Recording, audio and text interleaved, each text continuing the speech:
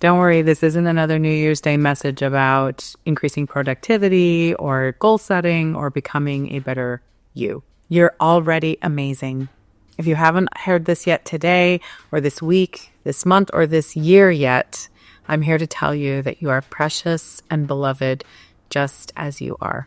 It's too easy for those gremlins of self-doubt and internalized depression, you know, the part of you that thinks you have pink hair, if you remember the story, to take up too much space in our head. I'm here to gently remind you, and probably myself, that those messages aren't true. In fact, they've never been true. At this time of year, you, like me, are especially vulnerable to all of this talk of improving ourselves. There's this fantasy that overnight between December 31st and January 1st, something magical happens and you're going to wake up as a 2.0 version, or maybe a 3.0 or 4.0 version of you if you've been at this a little bit longer. And those changes that you're going to make overnight are going to seamlessly integrate into your new life. But you know, and I know, making real lasting change in our lives and relationships doesn't work that way. What's worse, most of these improvement messages carry an undertone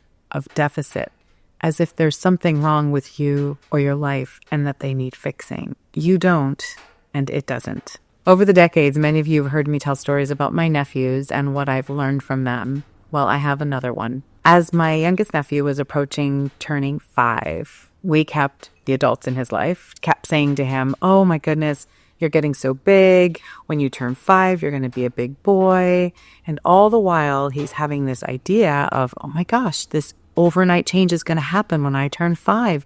He'd been led to believe that. And of course, he wanted to be big like his older brother. He was excited about what being big would mean in a world that treats big people with greater respect and autonomy. On the eve of his 5th birthday, he could barely sleep from the excitement of what we had led him to believe was going to happen overnight when he woke up in a 5-year-old boy's body.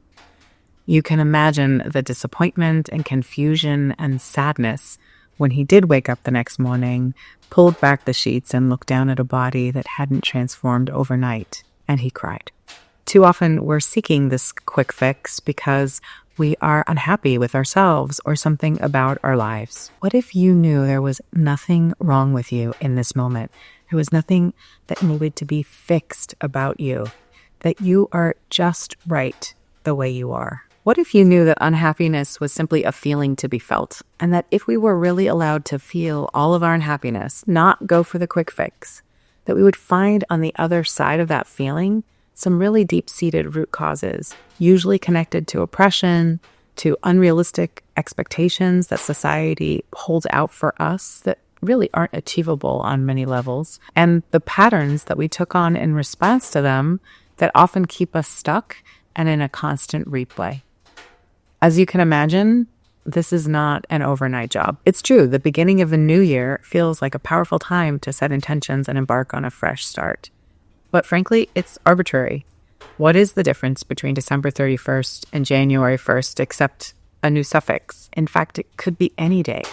And that's the beauty of it. Each day, each hour, each minute, with each decision you make, you have the power to embrace the work of transformation. It doesn't have to correspond with some date on a calendar or some time on a clock.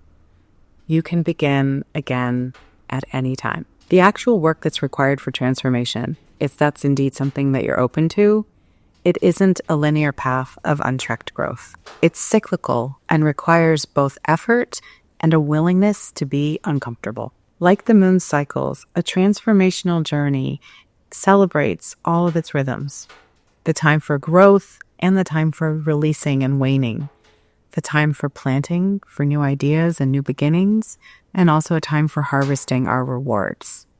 It also includes the opportunity to begin again. 2024 wasn't an ordinary year for me. I'm so grateful for the friendships I've built, for the trust that you've placed in me, and to the organizational change I and LJIST have contributed to not only over this last year, but over the past 3 decades. This organization wouldn't be possible without you. I wouldn't be who I am without you.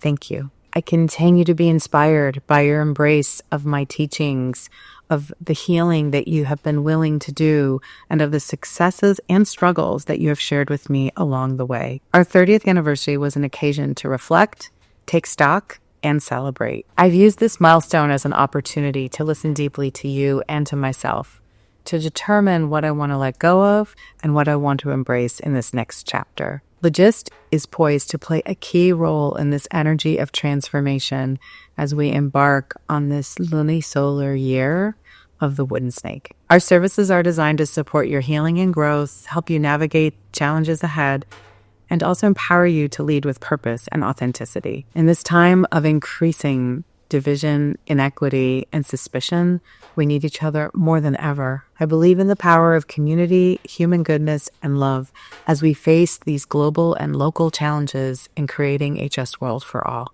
Like you, I'm both ready and unprepared for what lies ahead. What I do know is that my and your Healing Engage leadership matter more now than ever. I also know that I and LJIST are here to support you every step of the way. If this aligns with your path, then let's lean into the work of transformation and the joy of leading in community as we grow and heal and release and learn together. The future is unknown. It's ours to write. Let's co-create it together.